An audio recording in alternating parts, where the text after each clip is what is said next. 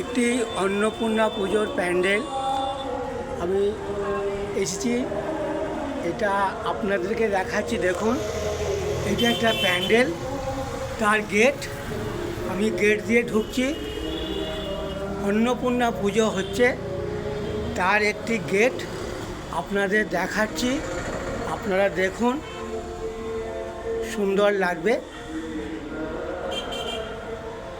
এটা একটা অন্নপূর্ণা পুজো, তার গেট, সেটা আপনাদের দেখাচ্ছি। আপনারা দেখুন।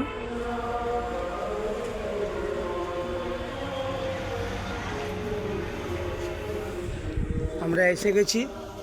এরপর আপনারা দেখবেন ঠাকুরটাকে, গেটটাকে আর একবার দেখে নিন।